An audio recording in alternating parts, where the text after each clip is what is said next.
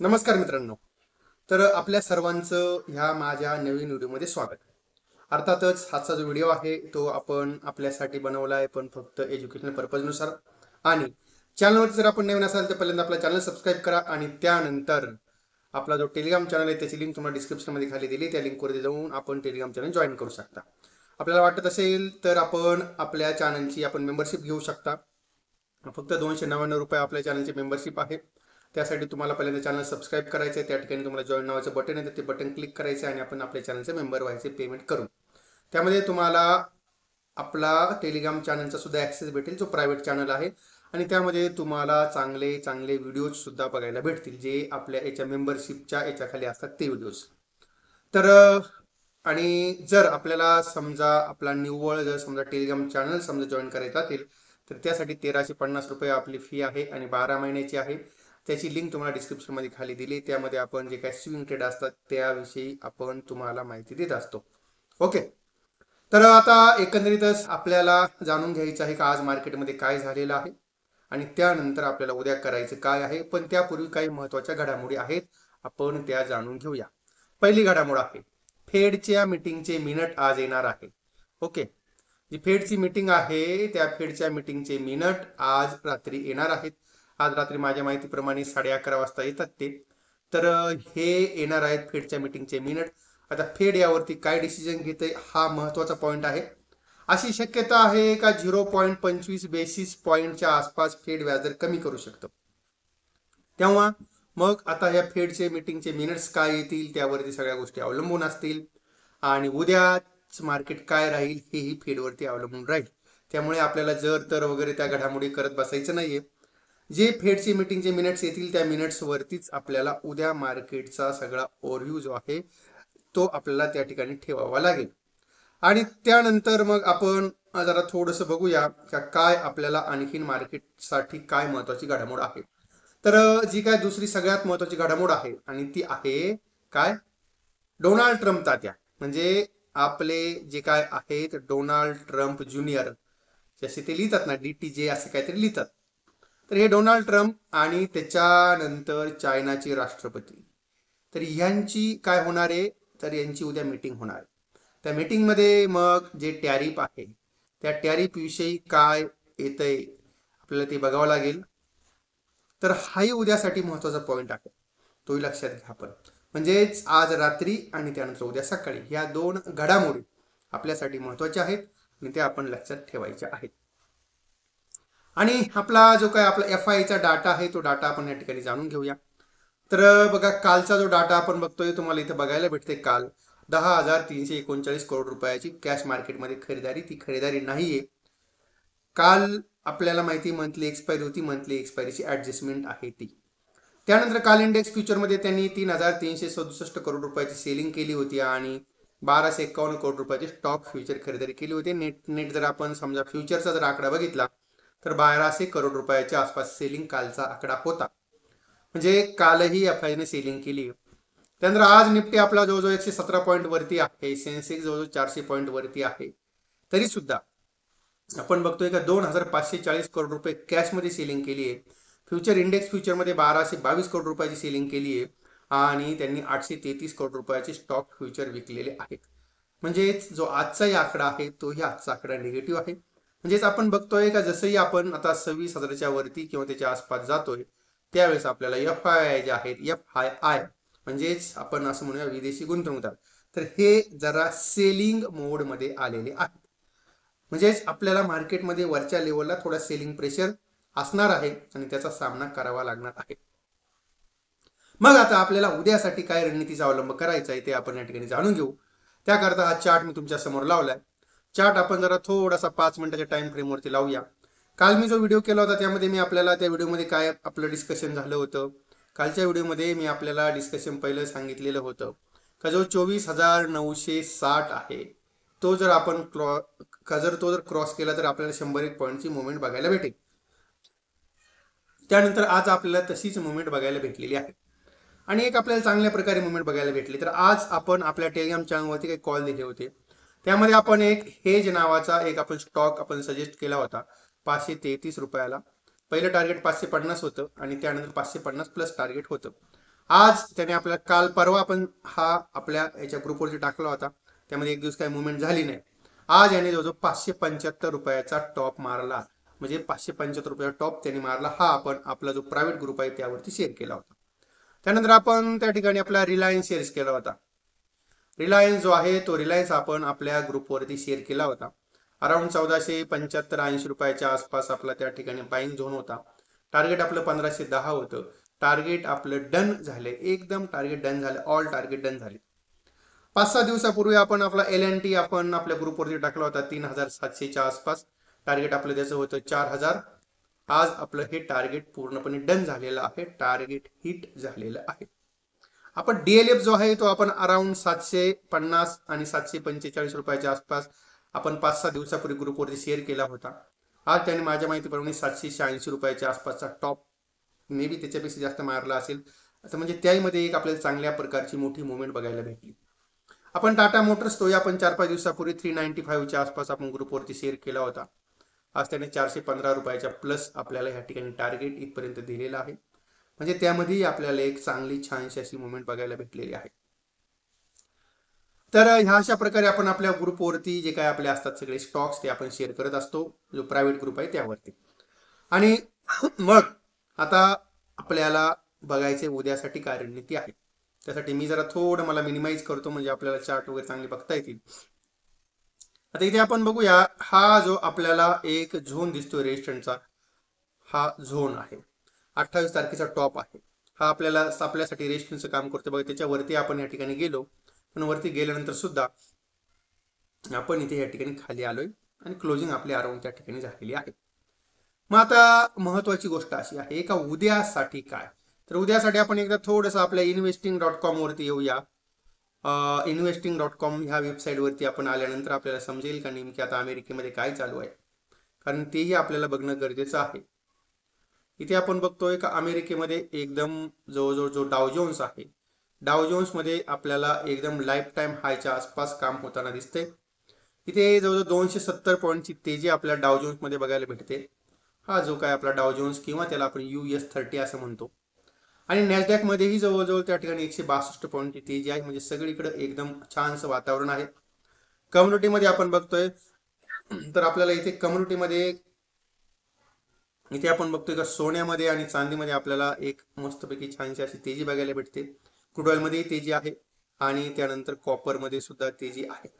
Bond yield अमेरिकेतले बघितले तर बॉन्ड यील्ड मध्ये सुद्धा फ्लॅट टू पॉझिटिव्ह असं मुवमेंट आहे. आणि आता हे सगळं चित्र आपल्याला रात्री 11:30 नंतर थोडंसं वेगळं बघायला भेटू शकतं. पण जर आपण त्या ठिकाणी मोमेंटम जर बघितला मार्केटचा काय आहे कसा आहे, तो मोमेंटम आपण या ठिकाणी बघूया. तर इथे मोमेंटम मध्ये आपण जरा थोडंसं याला मिनिमाइज करू, म्हणजे आपल्याला मोमेंटम कळेल. ओके, तर इथे तुम्ही बघू शकता का जो नॅसडॅक आहे, नॅसडॅक मध्ये हे आपल्याला त्या ठिकाणी 36 स्टॉक्स दिसत आहेत प्लस मध्ये, 65 स्टॉक आपल्याला निगेटिव्ह मध्ये दिसत आहेत. आणि त्यानंतर इथे जो डाव जोन्स आहे त्यामध्ये फक्त 7 स्टॉक आपल्याला प्लस मध्ये दिसत आहेत, 22 स्टॉक मायनस मध्ये आहेत. आणि S&P 500 मध्ये 146 स्टॉक आहेत प्लस मध्ये, मायनस आहे 346. म्हणजे त्या ठिकाणी आपल्याला डिक्लाइन असलेले स्टॉक त्या ठिकाणी जास्त आहेत. ओके, म्हणजे पण आपल्याला ही पण एक गोष्ट आपल्याला पॉईंट टू बी नोटेड करावी लागेल. आणि मग आता उद्यासाठी आपल्याला काय रणनीती अवलंबायची आहे त्याकरता आपण या ठिकाणी बघा, आपण इथे या ठिकाणी एक हा आपल्याला इथे एक सकाळचा जो आपल्याला दिसला होता रेजिस्टन्स, तो आपण या ठिकाणी मार्क करूया. तो मार्क जर केला तर अराउंड आपल्याला 25,950 हा आपल्याला झोन मिळतोय. मग जर उद्या जर सपोजली ह्या रेटला जर आला तर आपण या ठिकाणी निफ्टीला बाय करू शकतो किंवा त्या ठिकाणी ATMचा कॉल घेऊ शकतो. आणि तिथून जे टार्गेट असणार आहे, टार्गेट आपलं असणार आहे पहिलं 26,050 आणि त्यानंतर 26,100चं टार्गेट असणार आहे. पण म्हणजे आता लक्षात घ्या, फेडच्या मीटिंग मध्ये काय झालं याचा सुद्धा उद्या थोडा अंदाज घ्या, मग त्या ठिकाणी आपण ट्रेड घ्या. जर फेडची मीटिंगचे जर समजा मिनिट्स एकदम ठीकठाक आले आणि जर डाव जोन्स मध्ये जर समजा ठीकठाक असेल सगळं वातावरण, आता जसं दिसतोय पॉझिटिव्ह, तसं जर पॉझिटिव्ह जर क्लोज झालेला असेल तर मग आपल्याला त्या ठिकाणी काही टेन्शन नाही, मग आपण त्या ठिकाणी चांगला मोठा आपण अप बघायला भेटू शकतो. पण प्रश्न असा आहे का जर गॅप अप ओपनिंग जर झालं तर काय करायचं. त्यासाठी आपल्याला बघा इथे एक आपल्याला दिसतोय जो हाय आहे बघा, हा 26,104. गॅप अप जर ओपनिंग झालं तर आपल्याला 26,100 च्या वरती आपल्याला 15 मिनिटाची एक कॅन्डल क्लोज झाली पाहिजे. 15 मिनिटाची कॅन्डल 2600च्या वरती जर क्लोज झाली तर आपण त्या ठिकाणी बाय करू शकता. पण त्याला आपला जो काही स्टॉप लॉस असणार आहे तो ठेवायचा आहे 26,050चा आपला स्टॉप लॉस प्रॉपर मेंटेन करायचा आहे. कारण काय होतंय, आपण ह्या ठिकाणी जो काय आपला ब्रेकआउट असणार हा जो झोन आहे तो ब्रेकआउटचा आहे. ब्रेकआउटच्या वरती बाईंग जर केलं तर कधी कधी एखादा ब्रेकआउट आपल्याला कधी कधी फेक पण होऊ शकतो किंवा त्या ठिकाणी अचानक सेलिंग प्रेशर पण येऊ शकतो. म्हणून त्या ठिकाणी आपल्याला आपला स्टॉप लॉस टाईट ठेवायचा आहे आणि तिथून मग टार्गेट आपल्याला 26,300च्या आसपास बघायला भेटेल. कारण काय होईल, जसं जसं वरती जाईल तस तसा जो काय पहिला जुना एक लाईफ टाईम हाय आहे, लाईफ टाईम हाय आपण म्हणूया त्याला, लाईफ टाईम हाय आहे. मग त्याच्या जसं जवळजवळ तसं आपल्याला शॉर्ट कव्हरिंग बघायला भेटेल. शॉर्ट कव्हरिंगचा सुद्धा सहारा आपल्याला त्यामध्ये बघायला भेटू शकतो. तर एकंदरीत ही अशी परिस्थिती आपल्याला निफ्टीमध्ये आहे. आता बँक निफ्टीचा आपण ह्या ठिकाणी बघूया काय दिसतंय बँक निफ्टीमध्ये. ठीक आहे, बँक निफ्टीमध्ये आपण जो मी काल आपल्याला बोललो होतो का आपल्याला जो सगळ्यात महत्वाचा झोन आहे रेजिस्ट्रेशन 58,300 वरती आपण त्या ठिकाणी क्लोज झालो जवळजवळ. पण आता इथे जर आपण बघितलं तर आपल्यासाठी झोन रेजिस्ट्रेशनचा थोडा आणखीन एक लाईन मला या ठिकाणी ओढावं लागते. या ठिकाणी ही ट्रेंड लाईन आली, सॉरी मला हॉरिझॉन्टल लाईन घ्यायची होती, हॉरिझॉन्टल लाईन इथं आली. तर या ठिकाणी आपण बघूया का 58,572 म्हणजेच 58,600 हा एक राऊंड फिगर झोन आहे. आपण जर याच्यावरती जर गेलो तर आपण त्या ठिकाणी एक चांगला मोठा मोमेंटम क्रिएट होऊ शकतो. त्यानंतर आपल्याला 59,000च्या आसपास टार्गेट बघायला भेटेल किंवा मग आपल्याला थोडंसं थांबायचं आहे. आणि थोडं थांबायचं की आपल्याला कितपर्यंत थांबायचं आहे, 58,100च्या आसपास जर भेटला तर. म्हणजेच जर समजा गॅप अप ओपनिंग जर झालं तर 58,600च्या वरती टिकला पाहिजे. थोडंसं गॅप डाऊन ओपनिंग झालं तर 58,100च्या आसपास चान्स आपण घेऊ शकता. इथून टार्गेट मग राहील 58,600. 58,600च्या वर जर गेला तर मग टार्गेट 59,000. ओके, तर आपल्याला ह्या गोष्टी लक्षात ठेवायच्या. प्रॉपर आपल्याला एसएल काय 58,600 जर बाय केला तर 58,300चा आपला एसएल असणार आहे. थोडा मोठा एसएल होईल पण त्याला पर्याय नाहीये. आपण हा त्या ठिकाणी आपला स्टॉप लॉस मेंटेन करू शकता. जर 58,100ला जर बाय केलं तर त्या ठिकाणी आपण 57,800चा स्टॉप लॉस प्रॉपर मेंटेन करू शकता. ओके, तर ह्या अशा सगळ्या ज्या आहेत सगळ्या गोष्टी मी तुम्हाला तुमच्यावर शेअर केल्या. थोडंसं आपण बघूया काही साधारणतः आयटी सेक्टरमधले जे काही स्टॉक्स आहेत. ठीक आहे, आपण बघूया एकदा. पहिल्यांदा इथे जाऊया FIDIचा डाटा, त्यामध्ये आपण इंडायसिसमध्ये बघूया. एकदा आपण जरा थोडा निफ्टीचा जो आपला ऑप्शन चेन डाटा आहे तोही आपण पटकन आपल्या डोळ्या खालून घालून घेऊ. या ठिकाणी आपण बघतोय का 26,000ला जर बघितलं तर 26,000 वरती आपल्याला या ठिकाणी 2,11,00,000 फूट आहेत आणि 70 लाख नवीन ऍडिशन झालेलं आहे. कॉलमध्ये 1,60,000 फूट आहेत. फक्त 2,78,000 त्याच्यामध्ये अनवाइंडिंग झालेलं आहे. म्हणजे कॉल शॉर्ट करणारे बाहेर पडलेत, पुट शॉर्ट करणारे वाढलेले आहेत. म्हणजे साधारणतः 26,000 हा बेस चांगला निफ्टी बनवू शकतो. जर समजा रात्रीचं जर समजा डाव जोन्स वगैरे व्यवस्थित जर समजा व्यवस्थित क्लोज झाला आणि पॉवेल साहेबांनी जर काही गडबड केली नाही तर. त्यानंतर आता इथे आपल्याला बघायचं का 26,000 आणि 200. 26,200ला आपण बघतोय का त्याला क्रॉस करणं जरा थोडंसं अवघड जाईल, कारण त्या ठिकाणी 93 लाख कॉल शॉर्ट आहेत, पुट फक्त 50 लाख आहेत. म्हणजे 26,200 हा आपल्यासाठी झोन रेजिस्टंटचा झोनचं काम करू शकतो. ओके, म्हणजे आपल्याला 26,200च्या आसपास प्रॉफिट बुकिंगचा सामना करावा लागू शकतो. आणि जर 26,100 जर बघितलं तर त्या ठिकाणी फाईट असणारी कट टू कट. म्हणजे म्हणजे काय काहींना वाटेल 26,100 क्रॉस करू द्या, कॉलवाल्यांना वाटेल का बाबा 26,100च्या वरती नाही गेलं पाहिजे, फुटवाले म्हणतील चला 26,100च्या वरती जाऊ द्या. अशी मारामारी त्यांच्यामध्ये होणार आहे. म्हणजे 26,100 आपल्याला हा कन्सोलिडेशनचा झोन आहे आणि 26,100च्या वरती जर गेलं तर 26,200 पर्यंत जाईल, पण 26,200ला परत प्रॉफिट बुकिंग येऊ शकते. तर हा आपल्याला ह्या ठिकाणी बघायला भेटतोय सगळा असा सामना. ठीक आहे, आणि जर इंडेक्समध्ये आपण बघितलं तर आज आपल्याला इंडेक्समध्ये कुठं काय काय दिसतंय, त्या ठिकाणी आपल्याला निफ्टी ॲटो सेक्टरमध्ये 0.5% करेक्शन बघायला भेटलेलं आहे. मेटल सेक्टरमध्ये परत चांगली तेजी बघायला भेटली, जो 2.5% तेजी आपल्याला त्या ठिकाणी बघायला भेटलेली आहे. FMCG मध्ये काल करेक्शन होतं, आज त्या ठिकाणी आपल्याला जरा चांगलं कव्हरिंग झालेलं आहे. आयटी सेक्टरचं काय दिसतंय आपल्याला बघूया एकदा. या ठिकाणी आयटी सेक्टरमध्ये आज 0.5% आसपास तेजी आपल्याला बघायला भेटली. तर आयटी सेक्टरमध्ये आपण काही बघूया चांगले स्टॉक्स. त्यामध्ये आपण बघूया पहिला इन्फोसिस. इन्फोसिस आपण बघूया, इन्फोसिस लिमिटेड. तर इन्फोसिस आपण बघतोय का 1,510 रुपयाच्या आसपास आहे आणि त्याचा जर बेस आपण बघितला तर 1,490 रुपयाच्या आसपास चांगला बेस आहे. जर समजा उद्या आपल्याला काही कारणास्तव जर 1,490च्या आसपास जर भेटला तर आपण इन्फोसिसमध्ये एक खरेदीचा चान्स त्या ठिकाणी घेऊ शकता. पॉसिबिलिटी आहे का आपल्याला तो अराउंड परत जाऊ शकतो. बघा 1546 जो आहे हा झोन आपल्याला इन्फोसिसमध्ये परत बघायला भेटू शकतो. आपण या ठिकाणी बघतोय का इन्फोसिस जो आहे 1500 आणि 46च्या आसपासपासून आपल्याला त्यामध्ये जरा थोडंसं असं रिजेक्शन बघायला भेटते बघा. आपण इथेही बघतोय का इथून रिजेक्शन आलं, परत पर्यंत आला, परत वरती गेला, परत एक गेला, परत एक गेला आणि परत इथपर्यंत आलेला आहे. म्हणजे जर इथे तुम्ही बघितलं असेल तर आपल्याला जो काही लोअर आहे तो आता आपल्याला हायर लो बनवताना दिसतोय बघा. इथे लो झालेला आहे, त्याच्यावरती हा एक लो झाला, त्याच्यावरती हा एक लो झालेला आहे.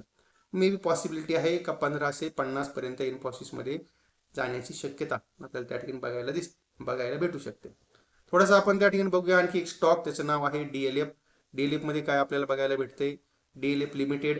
तो जर बघितला आपण तर DLF मध्ये जवळ 778 रुपयाच्या आसपास त्याचा भाव आला, पण इथे त्याला जवळ 786 रुपये इथे याला जो काही झोन रेजिस्टन्स आहे 793 रुपयाचा रेजिस्टन्सचा झोन आहे. तर DLF मध्ये आपल्याला खरेदी करण्यासाठी जो चांगला झोन आहे ना, तो झोन आपल्याला बघा या ठिकाणी दिसतोय. मला 15 मिनिटाची जरा टाइम फ्रेम लावतो म्हणजे आपल्याला चार्ट जरा चांगला मोठा दिसेल बघा. आपण या ठिकाणी बघतोय का इथेही आपल्याला या ठिकाणी रिजेक्शन दिसले. तो झोन आहे 793 रुपयाचा. त्यानंतर परत खाली आला तो 717 रुपयाच्या आसपास. हा एक आपल्याला सपोर्ट झोन दिसतोय 742 रुपयाच्या आसपास. मग जर काही कारणास्तव जर आपल्याला भेटला 742 पर्यंत, जर तेवढी शक्यता वाटत नाही, पण आता काही सांगता येत नाही काही कारणास्तव, किंवा मग आपल्याला ही एक झोन आहे बघा. इथे हा जो झोन आहे या झोनच्या आसपास जर भेटला, अराउंड आपण हा झोन बघतोय का दिसतोय आपल्याला 770 रुपयाच्या आसपास. आपल्याला तो जरी भेटला खाली समजा अराउंड 770च्या आसपास, तर त्या ठिकाणी आपलं एक बाय झोन आपण क्रिएट करू शकतो. टार्गेट आपलं पहिलं 793 रुपये आहे. हा जर क्रॉस जर केला 793च्या वरती जर गेला तर मग 840 रुपयापर्यंत DLF थांबणार नाही.